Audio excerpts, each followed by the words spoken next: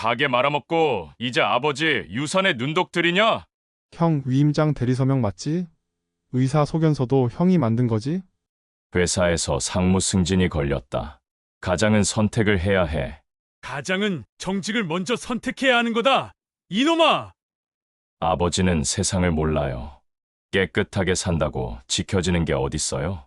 오늘 사연이 뚝뚝 흐르기 전에 무료 버튼인 구독과 좋아요 부탁드려요. 그럼 지금 바로 시작하겠습니다. 호호. 새벽 5시 서울 외곽 도심 끝자락에 자리한 효 요양센터에서 하루가 시작됩니다. 복도 스피커에서는 이미자의 동백 아가씨가 낮은 볼륨으로 흘러나오고 요양보호사들이 조용히 우유 카트를 밀며 각 방을 돌아다닙니다. 바퀴 소리가 리놀륨 바닥을 굴러가는 소리만이 적막한 새벽을 깨뜨립니다. 206호 박상식 어르신은 침대 머리맡 작은 테이블 위에 놓인 낡은 분필통을 천천히 쓸어보고 계십니다. 칠판 앞에서는 참 아이들이 반짝였지. 상식은 혼잣말로 중얼거리며 분필통 뚜껑을 조심스럽게 열어봅니다. 아직도 하얀 분필 가루가 희미하게 남아 있었습니다. 40년 교직 생활 동안 매일같이 손에 묻히던 그 가루 냄새가 아직도 코끝에 맴도는 것 같습니다. 손가락 끝으로 분필을 하나씩 세어봅니다. 흰 분필 38개, 빨간 분필 9개, 파란 분필 5개. 마지막 수업이 끝나고 정리하다가 그대로 가져온 것들입니다. 한때 상식 선생님이라 불리며 마을 아이들에게 한글과 산수를 가르치던 그가 이제는 206호 어르신이 되어버렸습니다. 복도를 지나가는 요양보호사들도 그저 어르신, 안녕히 주무셨어요? 라고 인사할 뿐 그의 이름을 부르는 사람은 아무도 없습니다. 간혹 박 선생님이라고 부르는 사람이 있으면 반가워서 고개를 들어보곤 하지만 대부분은 다른 어르신을 부르는 소리였습니다. 라디오에서 아침 뉴스가 흘러나옵니다. 오늘 주가 전망은 코스피 2500선에서 보합세를 보일 것으로 예상되며 하는 아나운서의 또렷한 발음이 들려오지만 상식에게는 그저 먼 나라 이야기처럼 느껴질 뿐입니다. 주식이니 경제니 하는 말들은 평생 교단에서 살아온 그에게는 낯선 언어였습니다. 대신 가슴 주머니에서 꺼낸 낡은 만년필을 만져보며 옛 기억에 잠깁니다. 이 만년필로 얼마나 많은 성적표를 썼는지, 얼마나 많은 추천서를 써주었는지 모릅니다. 졸업하는 아이들에게 공부 열심히 해라, 어른 말씀 잘 들어라라고 쓰던 그 시간들이 떠오릅니다. 펜촉이 조금 벌어져서 글씨가 굵게 나오지만 여전히 잉크는 매끄럽게 나옵니다. 가끔 혼자서 편지를 쓰곤 하는데 받을 사람은 없지만 쓰는 동안만큼은 예전의 자신이 된 것 같아서 좋습니다. 주머니 깊숙이 있는 오래된 도장도 만져봅니다. 박상식이라는 세 글자가 새겨진 이 도장은 평생 한 번도 거짓 서류에 찍힌 적이 없었습니다. 성적표든 각종 증명서든 추천서든 모든 서류에 정직하게만 사용했습니다. 상식은 속으로 다짐합니다. 내가 평생 가난을 지켜도 이름만은 더럽히지 않겠다고 약조했지. 그런데 요즘 들어서는 그 약속을 지키기가 점점 어려워지는 것 같구나. 지갑 속 낡은 사진 한 장이 눈에 들어옵니다. IMF 때 폐교된 시골 분교의 모습이 담긴 사진인데 모서리가 찢어져 있습니다. 사진 속 작은 학교 앞에는 아카시아 나무가 서 있고 그 아래에서 마지막 졸업식을 치르던 날이 떠오릅니다. 졸업생이 고작 3명이었지만 그 아이들을 위해 정성껏 준비했던 졸업식이었습니다. 아이들은 모두 도시로 떠나갔고 분교는 문을 닫았습니다. 그때부터 상식의 마음 한구석도 함께 닫혀버린 것 같습니다. 창밖으로 보이는 요양원 정원에서는 이른 아침 산책을 나온 어르신 몇 분이 보입니다. 지팡이를 짚고 천천히 걸으시는 모습이 평화로워 보이지만 상식은 선뜻 나서지 못하겠습니다.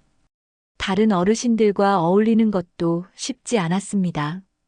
대화 주제가 맞지 않는 경우가 많았거든요. 건강 이야기, 자식 자랑, 옛날 이야기. 그런 것들보다는 혼자서 책을 읽거나 라디오를 듣는 편이 마음 편했습니다. 복도에서 발소리가 들려옵니다. 규칙적이고 무거운 걸음소리였습니다. 가죽 구두 소리가 또각또각 리놀륨 바닥을 두드리며 다가옵니다. 상식은 그 소리만 들어도 누구인지 압니다. 장남 진수의 걸음소리였습니다. 항상 그렇게 바쁘게 목적을 가지고 걸어오는 소리였거든요. 문이 열리고 진수가 들어섭니다.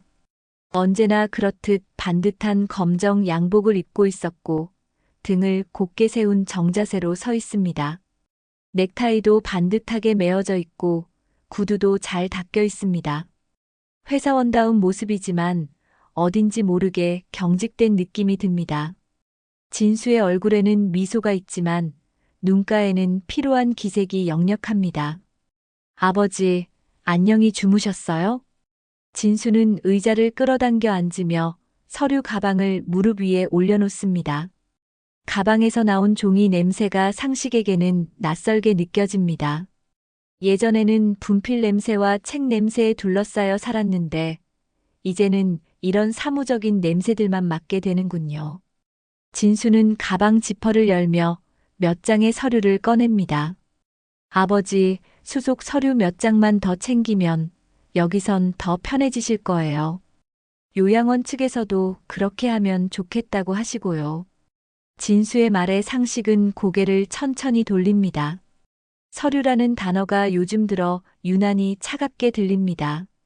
예전에는 학생들의 생활기록부를 쓸 때나 들었던 단어인데 이제는 자신의 삶을 정리하는 단어가 되어버렸습니다.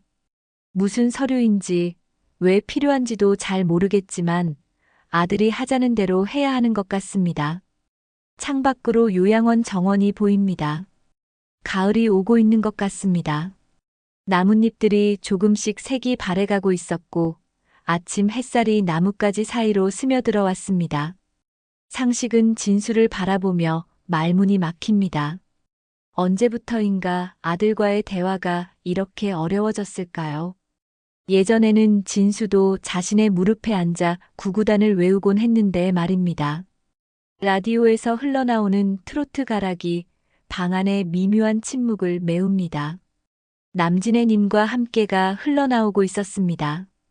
상식은 분필통을 다시 한번 쓰다듬으며 생각에 잠깁니다.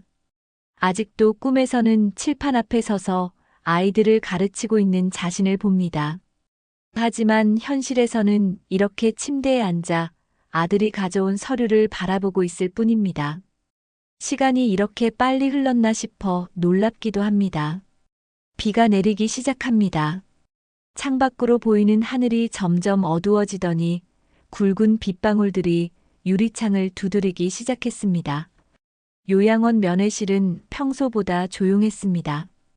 비 오는 날이면 면회객들이 줄어들기 때문입니다.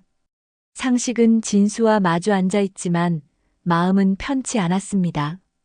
며칠 전부터 진수가 자꾸 서류 이야기를 꺼내는 것이 신경 쓰였거든요. 진수는 검은색 서류철을 테이블 위에 올려놓고 차근차근 페이지를 넘겨가며 설명을 시작했습니다. 서류철에서 나는 새 종이 냄새가 면회실 안에 퍼졌습니다. 상식에게는 그 냄새조차 낯설었습니다. 평생 써온 교과서나 참고서의 냄새와는 전혀 다른 차가운 냄새였습니다. 아버지, 사실 요양원비도 만만치 않고 병원비도 계속 나가잖아요. 아버지 건강 문제로 은행 업무가 어렵다 보니까 재산관리 위임장만 정리하면 치료비도 원활해지고 여러 가지로 편해지실 거예요. 진수의 말은 논리적이었습니다. 하지만 상식의 마음 한구석에서는 뭔가 불편한 감정이 일어났습니다. 위임장이라는 단어 자체가 무겁게 느껴졌습니다. 평생 자신의 도장과 인감을 소중히 여겨온 그에게는 그것들을 다른 사람에게 맡긴다는 생각 자체가 받아들이기 어려웠습니다. 내 도장과 인감은 함부로 찍지 않는다. 상식의 목소리에는 확고함이 있었습니다. 40년 교직 생활 동안 단 한 번도 거짓 서류에 도장을 찍지 않았던 자신만의 원칙이었습니다. 진수는 아버지의 말을 듣고 미세하게 표정을 굳혔습니다. 예상했던 반응이었지만 여전히 답답함을 감출 수 없었습니다. 아버지, 시대가 바뀌었어요. 요즘은 모든 게 전산화되어 있고 복잡한 절차들이 많아서. 진수가 말을 이어가려 했지만 상식은 고개를 저으며 자리에서 일어났습니다. 대화가 더 이상 진전될 것 같지 않았습니다. 빗소리가 점점 거세져서 창밖 풍경이 흐릿하게 보였습니다. 그날 밤 상식이 방에서 라디오를 들으며 잠을 청하려 할 때 문을 두드리는 소리가 들렸습니다. 진수보다 가벼운 그러면서도 조심스러운 노크 소리였습니다. 문이 열리고 둘째 아들 민수가 들어왔습니다. 진수와는 달리 허름한 점퍼를 입고 있었고 손에는 편의점에서 산 듯한 튀김 우동 컵라면을 들고 있었습니다. 아버지, 저녁은 드셨어요? 이거라도 같이 드실래요?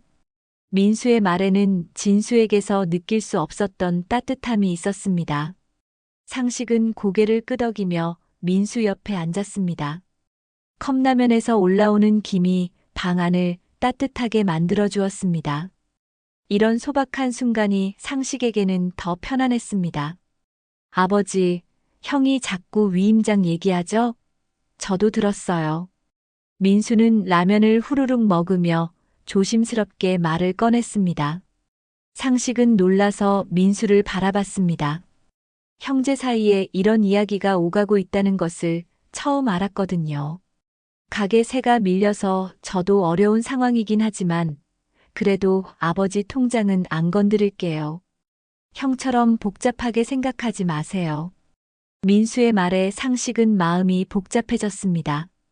두 아들 사이에서 자신이 어떤 선택을 해야 할지 갈팡질팡하게 되었습니다. 창밖으로는 비가 계속 내리고 있었고 요양원 간판에 효요양센터라는 글자가 빗물에 젖어번져 보였습니다. 며칠이 지나고 진수가 다시 요양원을 찾아왔습니다. 이번에는 평소보다 더 말끔한 미소를 지으며 나타났습니다. 손에는 깔끔하게 정리된 서류 봉투를 들고 있었습니다. 상식은 진수의 표정에서 뭔가 달라진 점을 느꼈습니다. 평소보다 더 자신만만해 보였거든요. 아버지, 좋은 소식이 있어요. 진수는 의자에 앉으며 봉투에서 서류를 꺼냈습니다. 서류에는 여러 개의 도장이 찍혀 있었고 아래쪽에는 공증 사무소의 직인이 선명하게 보였습니다. 서류는 이미 공증까지 끝났어요. 이제 아버지는 편하게 지내시기만 하면 돼요. 모든 절차가 깔끔하게 정리됐거든요. 진수의 말에 상식은 깜짝 놀랐습니다. 자신이 도장을 찍은 기억이 전혀 없었거든요. 손도 대지 않은 서류가 어떻게 공증까지 맞춰질 수 있단 말입니까? 공증이라고? 내 도장도 안 갔고 내 손도 안 갔는데 어떻게 공증이 됐다는 거냐? 상식의 목소리에는 당황스러움이 섞여 있었습니다. 평생 정직하게 살아온 사람으로서는 이해할 수 없는 일이었습니다. 진수는 아버지의 질문에 직접적인 대답을 피했습니다. 대신 서류를 다시 봉투에 넣으며 자리에서 일어났습니다. 아버지, 너무 복잡하게 생각하지 마세요. 요즘은 이런 일들이 간소화되어 있어요. 하지만 상식의 눈빛은 예전과 달랐습니다. 40년 동안 교단에서 아이들을 가르치며 기른 사실 확인 본능이 깨어나고 있었습니다. 학생들이 숙제를 베껴왔을 때, 시험에서 부정행위를 했을 때 느꼈던 그 감각이 되살아나고 있었거든요. 창밖 비는 그쳤지만 하늘은 여전히 어두웠습니다. 요양원 복도를 걸어가는 진수의 발걸음이 평소보다 빨라 보였습니다. 상식은 혼자 남은 방에서 가슴 주머니에 도장을 만져보며 생각에 잠겼습니다. 뭔가 잘못되고 있다는 직감이 점점 강해지고 있었습니다. 라디오에서는 밤 11시 뉴스가 흘러나오고 있었지만 상식의 머릿속은 온통 위임장 이야기로 가득했습니다. 자신도 모르는 사이에 무슨 일이 벌어지고 있는 것은 아닐까 하는 불안감이 밤새 그를 괴롭혔습니다. 민수는 자신의 작은 분식집에서 오후 준비를 하고 있었습니다. 김밥을 싸고 떡볶이 국물을 끓이는 일상적인 오후였는데 우편함에서 두툼한 등기우편 한 통을 발견했습니다. 발신인은 한국은행 본점이었고 수신인은 자신의 이름이었습니다. 뭔가 중요해 보이는 우편물이었습니다. 봉투를 뜯어보니 부친명의 예금 및 부동산 관리 권한 이관 안내라는 제목의 공문이 들어있었습니다. 민수는 서류를 읽어보며 점점 당황스러워졌습니다. 아버지 박상식 명의의 모든 금융 업무가 장남 박진수에게 위임되었다는 내용이었고 이미 절차가 완료되었다고 적혀 있었습니다. 형이 벌써 이관까지 다 해버렸다고? 민수는 서류를 다시 한번 자세히 읽어봤습니다. 위임장 작성일, 공증일, 은행 접수일이 모두 기록되어 있었는데 그 사이 간격이 너무 짧았습니다. 아버지가 그렇게 빨리 결정을 내릴 분이 아닌데 말입니다. 더군다나 며칠 전만 해도 아버지는 도장을 함부로 찍지 않겠다고 단호하게 말씀하셨는데 말입니다. 민수는 급히 가게 문을 닫고 요양원으로 향했습니다. 버스 안에서도 계속 서류를 들여다봤는데 볼수록 이상한 점들이 눈에 띄었습니다. 공증인의 이름도 생소했고 공증 사무소 주소도 처음 보는 곳이었습니다. 요양원에 도착한 민수는 먼저 원무과를 찾아갔습니다. 원무과 사무실은 언제나 바쁜 곳이었습니다. 전화벨 소리, 프린터 돌아가는 소리, 직원들이 서류를 정리하는 소리가 끊이지 않았습니다. 민수는 원무과장에게 면회 기록과 서명 기록, 그리고 가능하다면 CCTV 열람을 요청했습니다. 어르신 관련 기록을 보시려면 절차가 필요해요. 사생활 보호 차원에서 쉽게 공개하기 어려운 부분이거든요. 원무과장은 민수의 요청을 듣고 난감한 표정을 지었습니다. 하지만 민수가 사정을 설명하자 조금씩 협조적인 태도를 보였습니다. 다만 며칠 전에 공증 사무소에서 서명 확인증이라는 서류가 왔던 걸로 기억해요. 박상식 어르신 관련해서 말이죠.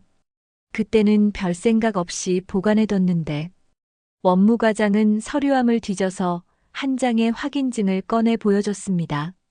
거기에는 본인 확인 완료라는 도장이 찍혀 있었지만 민수가 보기에는 뭔가 부자연스러워 보였습니다. 확인증에 적힌 공증 사무소 주소를 메모한 민수는 바로 그곳으로 향했습니다. 지하철을 타고 시내로 나가는 동안 민수의 마음은 점점 무거워졌습니다. 형이 정말로 아버지 몰래 무슨 일을 저질렀다면 이것은 단순한 가족 문제를 넘어서는 일이 될 것 같았습니다.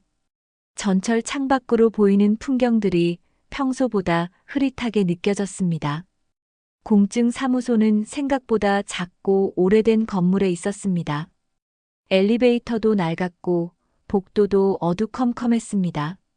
사무소 문을 열고 들어가니 벽에는 2000년대 초반에 나온 듯한 녹색 지하철 노선도가 바래게 붙어 있었습니다. 시간이 멈춰 있는 듯한 공간이었습니다. 공증인은 50대 후반으로 보이는 남성이었습니다.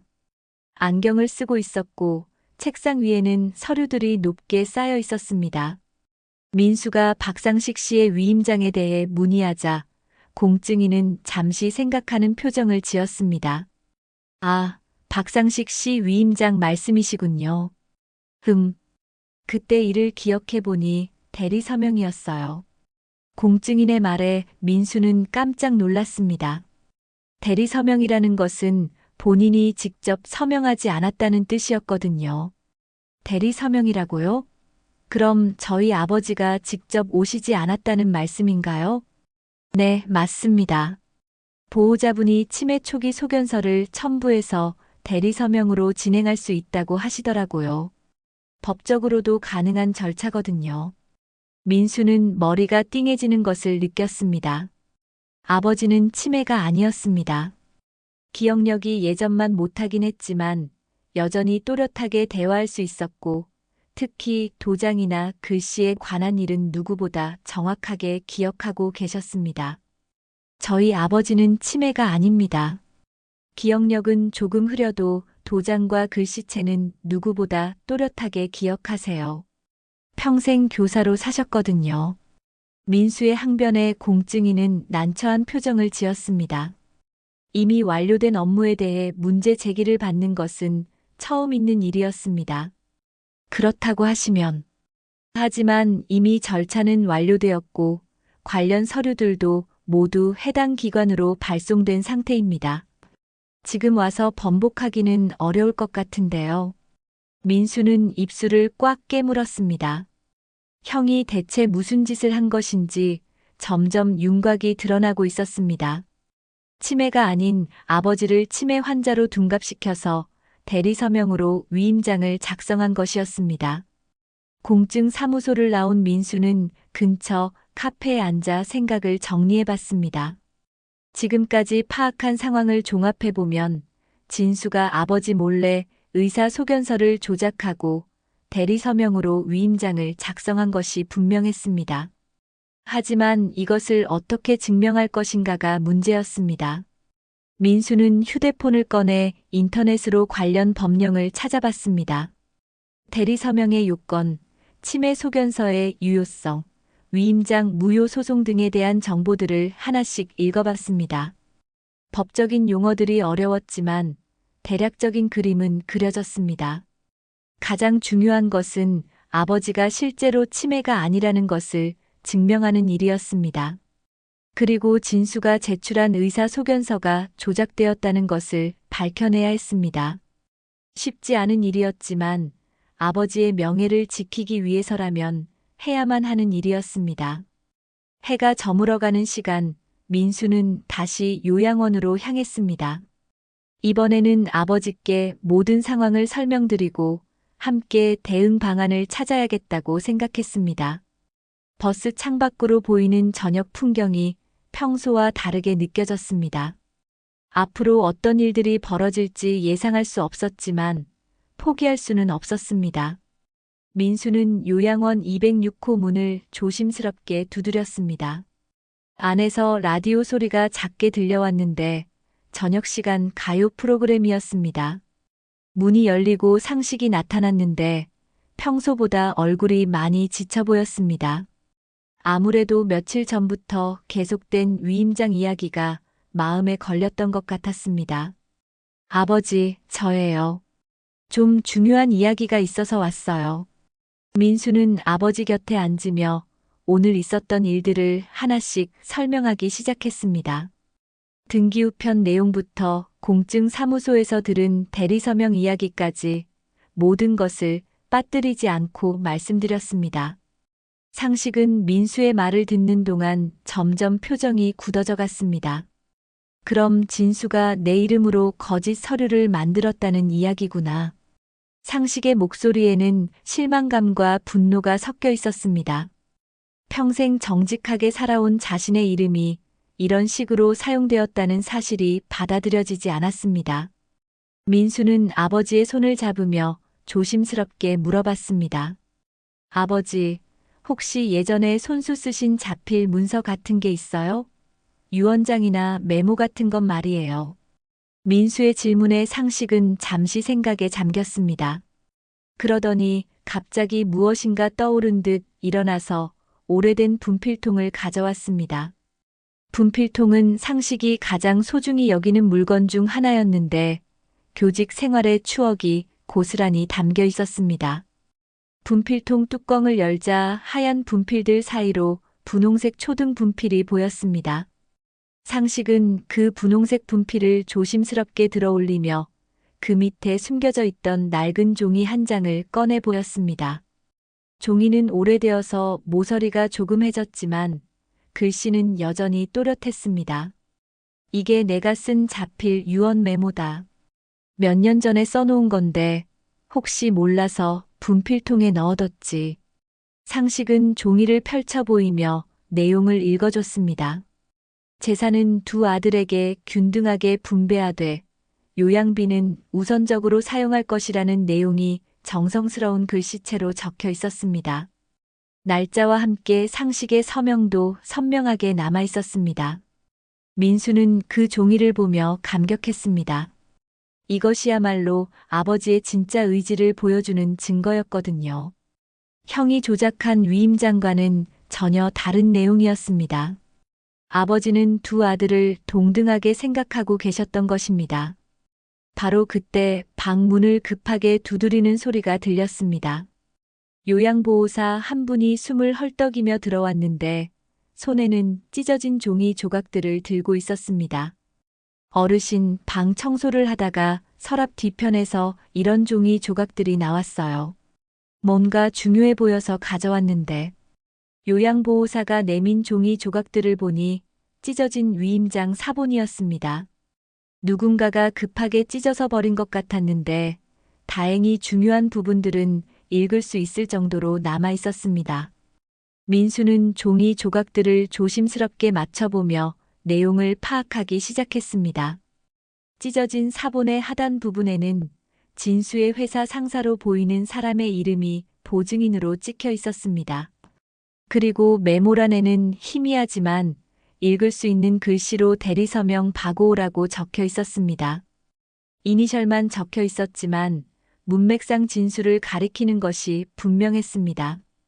이 박오 이니셜. 이게 형이 직접 썼다는 뜻이야?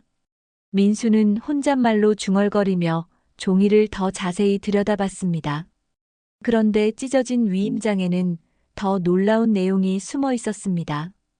위임장에 첨부된 의사 소견서에 출처가 적혀 있었는데 발급병원이 요양원 근처의 작은 개인 병원이었습니다. 민수는 그 병원 이름을 기억했습니다. 요양원에서 걸어서 10분 거리에 있는 조그마한 내과 의원이었는데 평소에도 요양원 어르신들이 간단한 치료를 받으러 가는 곳이었습니다. 하지만 치매 진단 같은 전문적인 검사를 할 수 있는 곳은 아니었습니다. 아버지, 이 병원에서 치매 검사를 받으신 적 있어요? 상식은 고개를 저었습니다. 그 병원에는 감기나 소화불량 때문에 몇 번 가본 적이 있지만 정신과적인 검사를 받은 적은 전혀 없었습니다. 더구나 치매 진단을 받을 만한 증상도 없었거든요. 민수는 확신했습니다. 이것은 조작된 절차였습니다. 진수가 개인적으로 아는 의사에게 부탁해서 가짜 소견서를 만들어낸 것이 틀림없었습니다. 그리고 그것을 근거로 대리서명을 정당화한 것이었습니다. 아버지, 우리가 이걸 가지고 법적으로 대응할 수 있을 것 같아요. 이 자필 유언 메모와 찢어진 위임장 사본이 모두 증거가 될 수 있어요. 민수는 흥분한 목소리로 말했지만 상식의 표정은 복잡했습니다. 큰 아들이 이런 일을 저질렀다는 사실이 아직도 믿어지지 않았거든요. 그리고 가족끼리 법정 다툼을 한다는 것도 내키지 않았습니다. 민수야, 그래도 진수는 내 아들인데.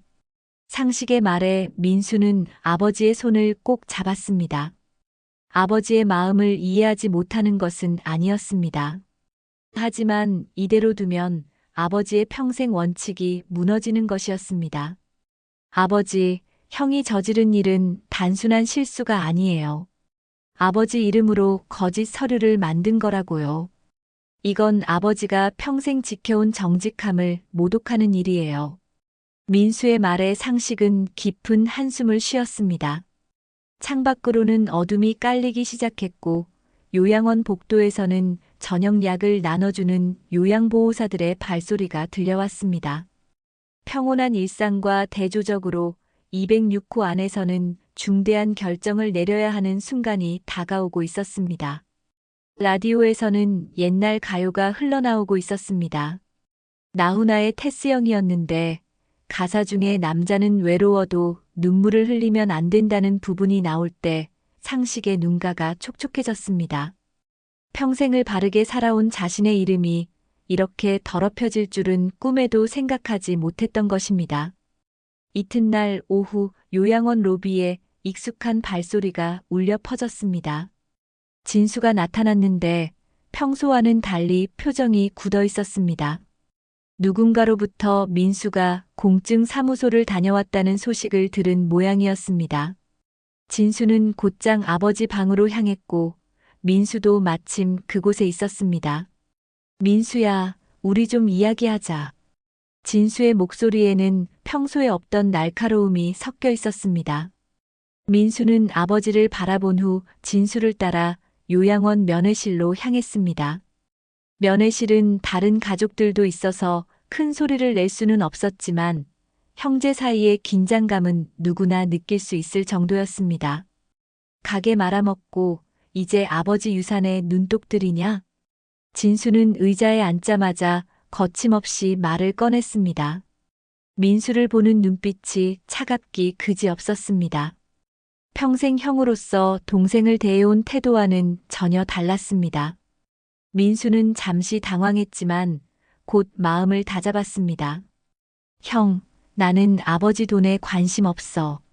다만 형이 한 일이 잘못됐다는 걸 말하고 싶을 뿐이야. 잘못된 일이라고? 내가 뭘 잘못했다는 거야? 진수는 비웃는 표정을 지으며 서류 가방에서 무언가를 꺼냈습니다. 작은 도장 케이스였는데 진수는 그것을 테이블 위에 탁 하고 내려놓았습니다. 케이스를 열자 그 안에는 아버지의 도장과 똑같이 생긴 도장이 들어 있었습니다. 형, 위임장 대리서명 맞지? 의사소견서도 형이 조작한 거지? 민수는 어제 파악한 사실들을 바탕으로 진수를 추궁했습니다.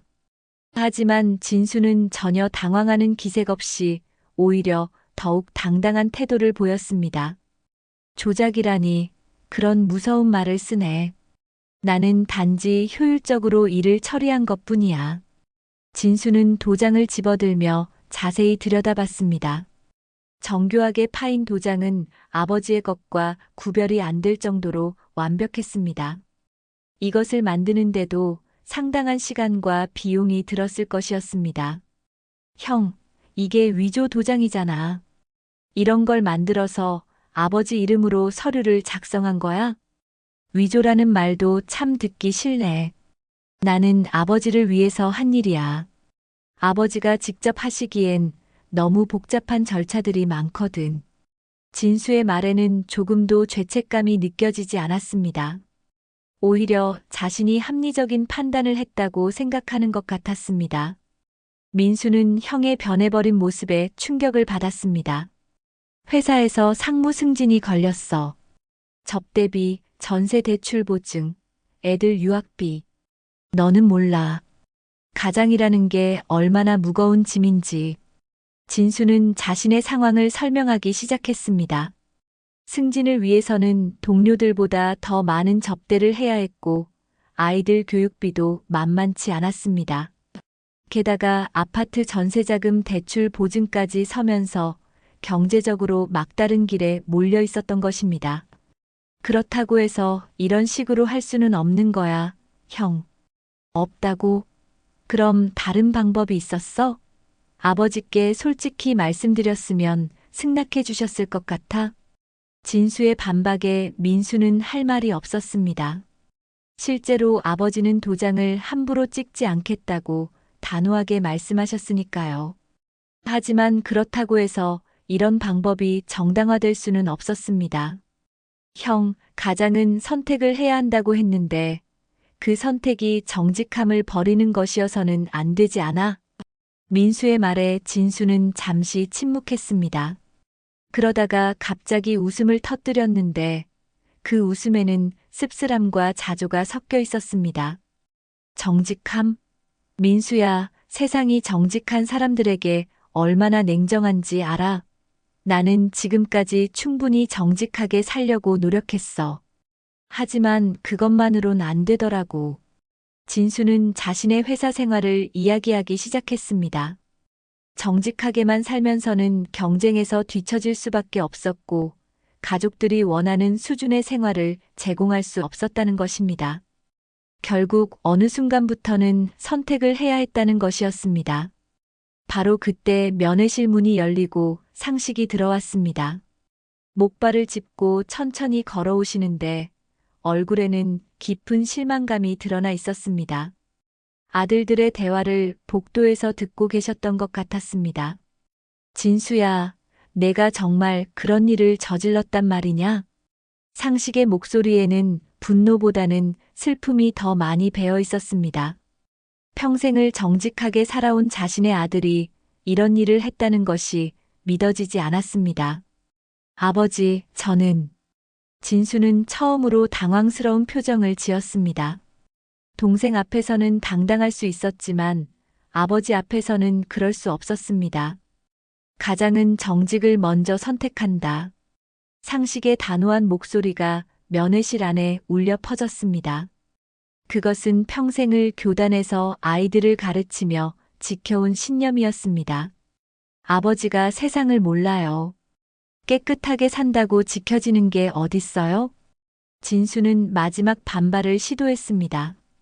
하지만 상식의 눈빛은 흔들리지 않았습니다. 오히려 더욱 단단해져 보였습니다. 그날 밤 상식은 갑작스럽게 쓰러졌습니다. 스트레스와 충격이 겹쳐서 혈압이 급격히 올라갔던 것입니다. 응급실로 실려가는 구급차 안에서도 상식은 중얼거렸습니다. 내 이름만은 지켜야 한다. 병원 응급실 대기실에서 민수와 진수는 말없이 앉아 있었습니다. 라디오에서는 이미자의 찬비가 흘러나오고 있었는데 그 슬픈 가락이 병실의 무거운 공기를 더욱 짙게 만들고 있었습니다. 민수는 주먹을 꽉 쥐었습니다. 손톱이 손바닥에 파고들 정도로 힘을 주었지만 분노는 가라앉지 않았습니다. 마음속으로 다짐했습니다. 내가 져도 좋다. 단 아버지 이름만은 반드시 지킨다.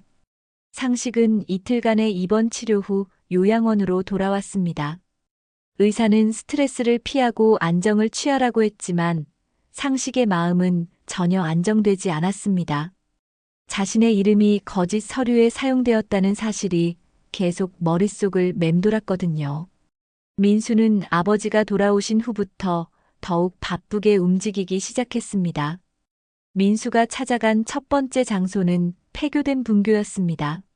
아버지가 마지막으로 근무했던 그곳에 혹시 도움이 될 만한 자료가 남아있을지도 모른다고 생각했기 때문입니다. 오래된 버스를 갈아타고 시골길을 한참 들어가니 덩그러니 남겨진 분교 건물이 보였습니다. 교문은 녹이 슬어 있었고 운동장에는 잡초가 무성했습니다. 하지만 교실 건물은 아직 형태를 유지하고 있었습니다. 민수는 관리사무소에서 열쇠를 빌려 아버지의 옛 교무실로 들어갔습니다. 먼지가 두껍게 쌓인 교실에서 민수는 아버지가 사용했던 책상을 찾았습니다. 책상 서랍을 하나씩 열어보니 오래된 교사용 지도서들과 성적 관리 장부들이 나왔습니다. 그런데 가장 아래쪽 서랍에서 특이한 것을 발견했습니다. 서랍에 이중 바닥이 있었던 것입니다. 그곳에서 민수는 아버지의 진짜 인감증명서와 자필로 쓴 여러 장의 메모, 그리고 통장 거래 내역 사본들을 찾아냈습니다. 역시 아버지다워. 민수는 혼잣말을 중얼거리며 자료들을 정리했습니다. 아버지는 항상 중요한 것들을 안전한 곳에 보관하는 습관이 있으셨거든요. 특히 자필 메모들을 보니 아버지의 평소 글씨체와 서명 스타일을 정확히 파악할 수 있었습니다. 분교에서 나온 민수는 이번에는 아버지의 옛 동료들을 찾아가기 시작했습니다. 아버지와 함께 근무했던 교사들 중 일부는 아직 생존해 계셨고 그분들은 상식의 성품과 글씨체에 대해 증언해 주실 수 있었습니다. 박상식 선생님? 아, 그분 참 꼼꼼하신 분이었어. 특히 글씨 쓰는 것은 예술 수준이었지.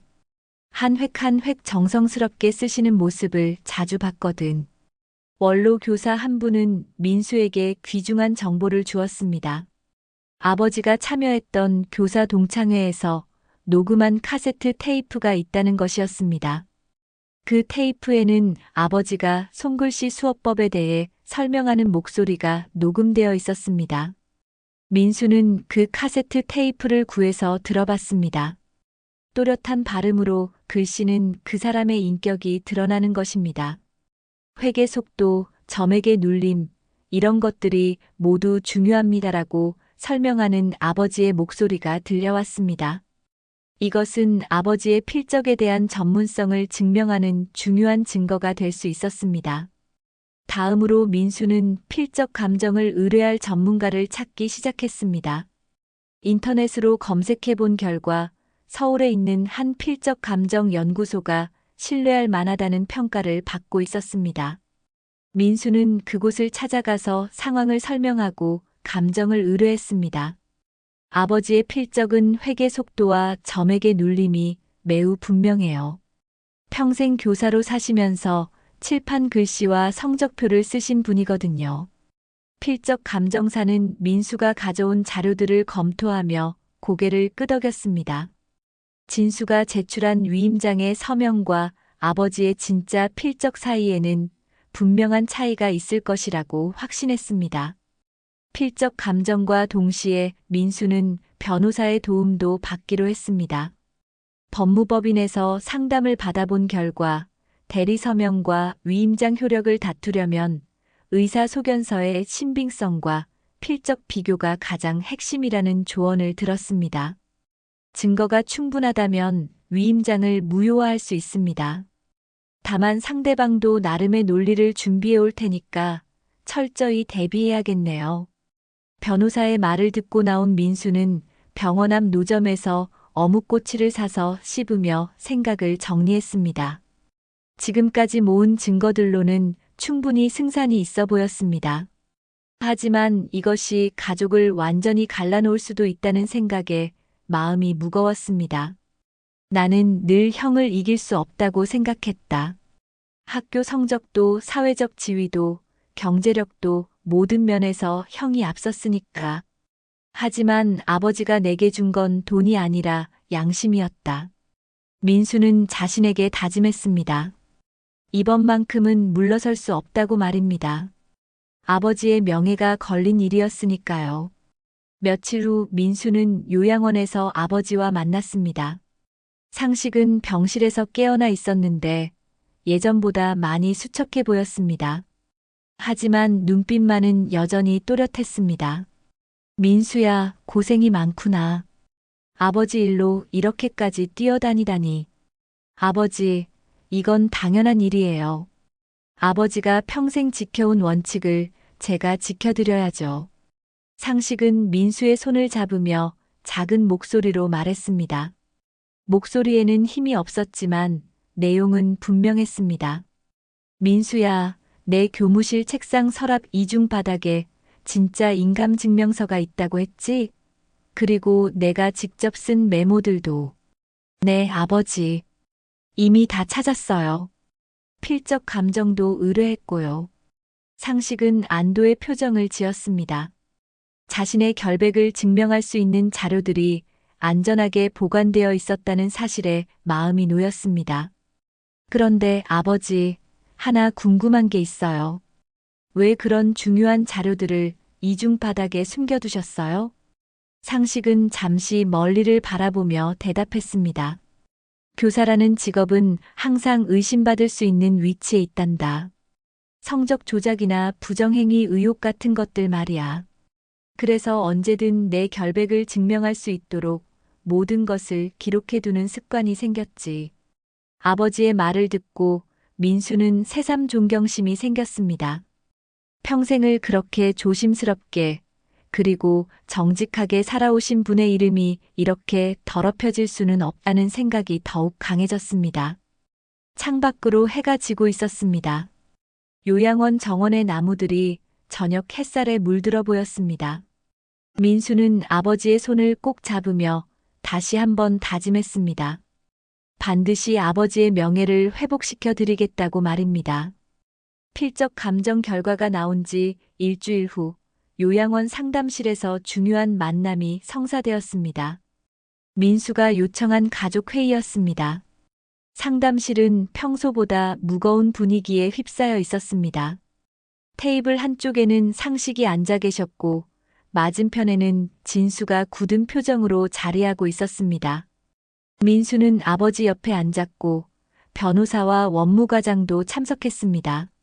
민수는 준비해온 서류들을 테이블 위에 차례대로 펼쳐놓았습니다. 필적 감정서, 아버지의 자필 유언 메모, 찢어진 위임장 사본, 그리고 폐교에서 찾아온 각종 증거 자료들이었습니다. 진수는 그 자료들을 보며 얼굴색이 점점 어두워졌습니다. 여기 필적 감정 결과가 있습니다. 변호사가 공식적인 어조로 말을 시작했습니다. 서류를 들어 올리며 천천히 내용을 읽어나갔습니다. 국립과학수사연구원에서 실시한 필적 감정 결과에 따르면 위임장에 기재된 서명은 박상식 씨의 필적이 아닌 것으로 확인되었습니다. 필압, 획순, 글자 간격 등 모든 부분에서 상당한 차이를 보이고 있습니다. 변호사의 말에 상담실 안이 조용해졌습니다. 진수는 고개를 숙인 채 아무 말도 하지 않았습니다. 상식은 안도의 표정을 지었지만 동시에 큰 아들을 바라보는 눈빛에는 깊은 슬픔이 담겨 있었습니다. 원무과장이 다음 증거를 제시했습니다. 요양원 CCTV에도 박 어르신께서 직접 서명하시는 장면은 전혀 없습니다. 다만 며칠 전 보호자 한 분이 봉투를 들고 공증인으로 보이는 분과 대화하는 장면이 복도에서 촬영되었습니다. 원무과장은 CCTV 화면을 노트북으로 보여주었습니다. 화면에는 진수가 누군가와 조용히 대화하며 서류 봉투를 주고받는 모습이 선명하게 담겨 있었습니다. 진수는 그 화면을 보며 더욱 고개를 숙였습니다. 바로 그때 상담실 문이 열리고 한 사람이 들어왔습니다. 개인병원 원장이었습니다. 민수가 미리 연락해서 참석을 요청했던 것입니다. 원장은 들어오자마자 진수를 바라보며 미안한 표정을 지었습니다. 박진수 씨가 부탁하셔서 그랬는데. 원장은 말을 잇지 못하고 머뭇거렸습니다. 진수가 자신에게 어떤 부탁을 했었는지 모든 사람들이 알고 있는 상황이었기 때문입니다. 솔직히 말씀드리겠습니다. 박진수 씨가 아버님이 치매 초기라고 진단서를 써달라고 하시더라고요. 처음에는 거절했는데 계속 부탁하시고. 죄송합니다. 원장의 고백에 상담실 안이 다시 한번 정막에 휩싸였습니다. 진수의 얼굴이 완전히 무너진 것을 모든 사람이 볼 수 있었습니다. 이제 더 이상 변명할 여지가 없어진 것입니다. 상식이 천천히 일어났습니다.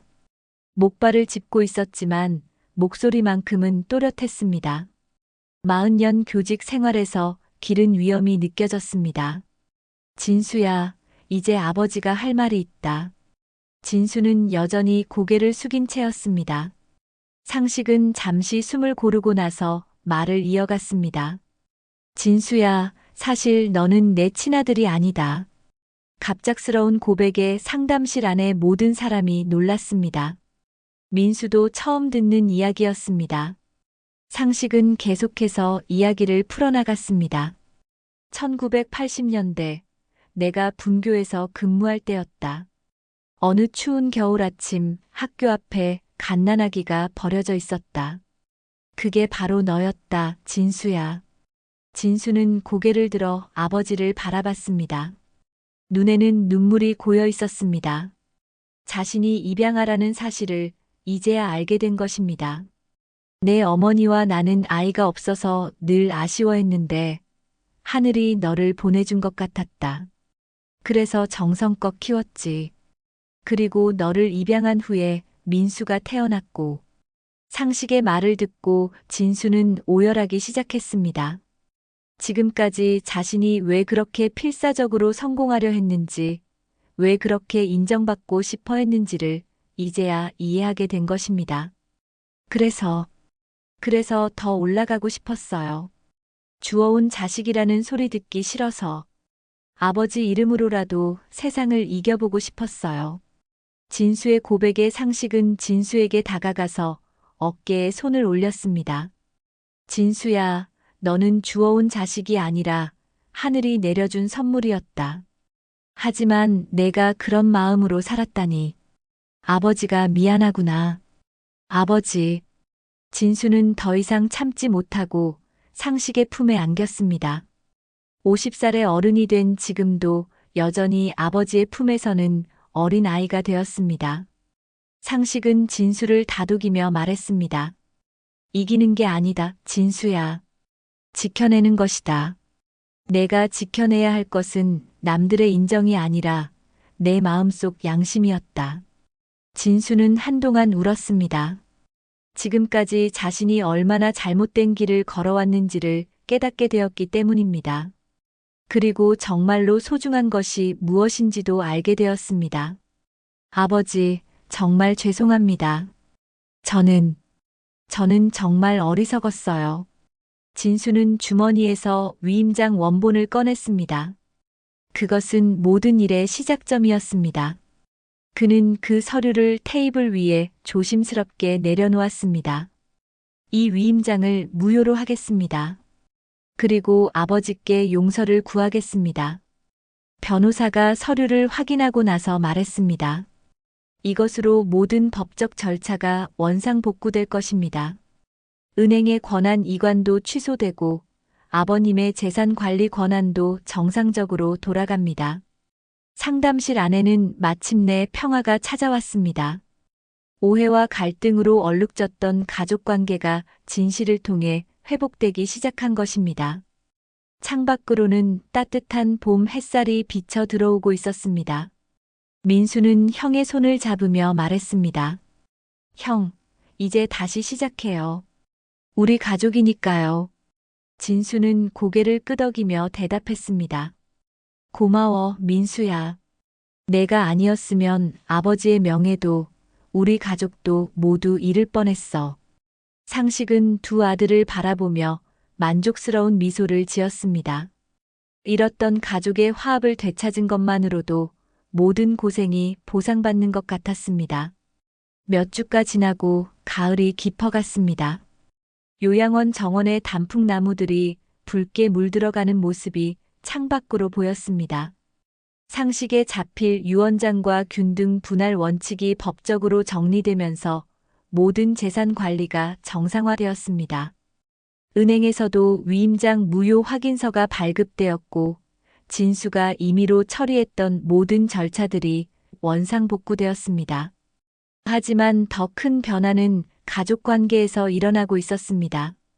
진수는 그동안 다니던 회사에 사직서를 제출했습니다. 상무 승진을 위해 그렇게 애썼던 자리였지만 이제는 그런 것들이 중요하지 않다는 것을 깨달았기 때문입니다. 대신 채무 정리부터 차근차근 시작하기로 결심했습니다. 아버지, 회사는 그만두기로 했습니다. 그동안 잘못된 길을 걸어왔어요. 진수는 요양원을 찾아와 아버지께 자신의 결정을 말씀드렸습니다. 상식은 진수의 말을 들으며 고개를 끄덕였습니다.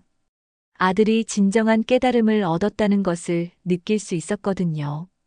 그래, 진수야. 늦었다고 생각하지 마라. 지금이라도 바른 길을 찾은 게 다행이다. 진수는 또한 요양원에서 봉사활동을 하겠다고 제안했습니다. 아버지와 더 많은 시간을 보내면서 동시에 자신이 저질렀던 잘못에 대한 속죄의 의미도 담고 싶었습니다. 요양원 측에서도 진수의 제안을 흔쾌히 받아들였습니다. 한편 민수도 변화를 겪고 있었습니다. 그동안 어려웠던 분식집 운영이 조금씩 나아지기 시작했습니다. 아버지 일로 분주했던 기간 동안 단골 손님들이 많이 응원해 주었고 입소문을 타고 새로운 손님들도 늘어났습니다. 무엇보다 마음이 한결 가벼워진 것이 큰 도움이 되었습니다. 형, 가게 간판 다시 달 거야. 이름은 정직 분식 어때? 민수가 진수에게 농담 반 진담 반으로 말하자 진수는 수줍게 웃었습니다. 예전 같으면 그런 이름을 촌스럽다고 생각했을 텐데, 이제는 그 의미를 진정으로 이해하게 되었습니다. 좋은 이름이야, 민수야. 정직이 얼마나 소중한지 이제 알겠어. 가장 큰 변화는 요양원에서 일어났습니다. 상식이 작은 강당에서 한글 받아쓰기 수업을 다시 시작한 것입니다. 치매나 건망증으로 고생하는 다른 어르신들을 위한 수업이었습니다. 처음에는 망설였지만 자신의 경험을 다른 분들에게 도움이 되도록 사용하고 싶다는 마음이 들었습니다. 여러분, 오늘은 가족이라는 단어를 써보겠습니다. 상식은 예전 교사 시절의 모습을 되찾아가고 있었습니다. 칠판 앞에 서서 또렷한 목소리로 설명하는 모습은 마치 시간을 거슬러 올라간 것 같았습니다. 어르신들도 상식의 수업을 좋아했습니다. 진수와 민수는 매주 번갈아 가며 요양원을 찾아와 아버지의 수업을 도왔습니다. 책상을 나르고 교재를 정리하고 어르신들의 글씨를 검사하는 일들을 함께 했습니다. 이런 시간들을 통해 세 부자의 관계는 예전보다 훨씬 돈독해졌습니다. 어느 날 수업이 끝난 후 상식은 칠판에 분필로 길고 곧은 직선을 그어 보였습니다. 그리고 두 아들을 불러 앞으로 나오게 했습니다. 진수야, 민수야, 이 선을 보거라. 상식은 분필을 두 아들에게 하나씩 나누어 주었습니다. 삐뚤삐뚤해도 상관없다. 다만 끝까지 곱게 가는 선이 가장 어려우면서도 가장 아름답단다. 진수가 먼저 칠판에 선을 그었습니다. 처음에는 조금 흔들렸지만 점점 안정되어 갔습니다. 민수도 자신만의 선을 그었습니다. 두 사람의 선은 모양은 달랐지만 모두 끝까지 곱게 이어져 있었습니다. 이제 너희들도 알 것이다. 인생에서 가장 중요한 것은 얼마나 높이 올라가느냐가 아니라 얼마나 곱게 가느냐라는 것을 말이야. 상식의 말에 두 아들은 고개를 끄덕였습니다. 그동안 각자 다른 길을 걸어왔지만 결국 이 자리에서 같은 깨달음을 얻게 된 것입니다. 창밖으로는 가을 햇살이 따스하게 비쳐들어 오고 있었습니다. 요양원 라디오에서는 옛날 트로트가 흘러나오고 있었는데 나훈아의 고향역이었습니다. 그 구성진 가락이 강당 안을 부드럽게 감쌌습니다. 상식은 창밖을 바라보며 혼잣말처럼 중얼거렸습니다. 가장이라는 것은 완벽한 사람이 되는 것이 아니라 잘못을 인정하고 다시 일어서는 사람이 되는 것이구나. 오늘 내 아들들이 그 선을 다시 긋고 있다. 진수는 아버지의 말을 들으며 가슴이 뭉클해졌습니다. 그동안 자신이 추구했던 성공이 얼마나 허상이었는지를 깨달았습니다. 진정한 성공은 다른 사람의 인정이 아니라 자기 자신과의 약속을 지키는 것이었습니다. 민수도 마찬가지였습니다. 형에게 항상 뒤처진다고 생각했던 자신이 사실은 아버지로부터 가장 소중한 것을 물려받았다는 것을 알게 되었습니다. 그것은 돈이나 지위가 아니라 양심이었습니다. 수업이 끝나고 다른 어르신들이 모두 돌아가신 후 세부자는 강당에 남아 조용한 시간을 보냈습니다. 말은 많지 않았지만 서로의 마음이 충분히 전해지는 시간이었습니다. 아버지, 이제 정말로 새로 시작하는 기분이에요. 진수의 말에 상식은 미소를 지었습니다. 그래, 언제든 새로 시작할 수 있단다. 늦다고 생각하지 마라. 민수도 덧붙였습니다. 우리가 비록 늦었지만 이제라도 제대로 된 가족이 된 것 같아요. 해가 완전히 지고 나서야 세부자는 강당을 나섰습니다. 복도를 걸어가면서 상식은 두 아들의 어깨에 손을 올렸습니다. 비록 몸은 예전 같지 않았지만 마음만큼은 그 어느 때보다 든든했습니다. 요양원 입구에서 헤어질 때 진수와 민수는 서로 악수를 나누었습니다. 형제 간의 오해와 갈등이 완전히 사라진 것은 아니지만 적어도 서로를 이해하려는 마음이 생긴 것은 분명했습니다. 그날 밤 상식은 자신의 방에서 라디오를 들으며 하루를 마감했습니다. 분필통을 열어 하나씩 분필을 세어보는 것이 요즘의 새로운 습관이 되었습니다. 하얀 분필들이 아직도 많이 남아 있었습니다. 앞으로도 계속 수업을 할 수 있을 만큼 말입니다. 창밖으로는 달빛이 은은하게 비쳐들어 오고 있었습니다. 상식은 달을 바라보며 마지막 독백을 했습니다. 인생은 참 긴 수업이구나. 가르치는 것도 배우는 것도 끝이 없어. 하지만 그래서 더 아름다운 것인지도 모르겠다. 라디오에서는 자장가 같은 옛날 가요가 흘러나오고 있었고 상식은 평온한 미소를 지으며 잠들어갔습니다. 내일도 새로운 하루가 시작될 것이고 그 하루도 분필로 그은 선처럼 곱고 바르게 살아갈 것입니다. 오늘 사연도 재밌으셨나요? 듣고 싶은 사연이 있다면 댓글로 남겨주셔요. 가시기 전에 구독과 좋아요 눌러주시면 다음 사연도 빠르게 만나보실 수 있습니다. 그럼 지금까지 사연 뚝뚝 있습니다. 늘 행복하세요.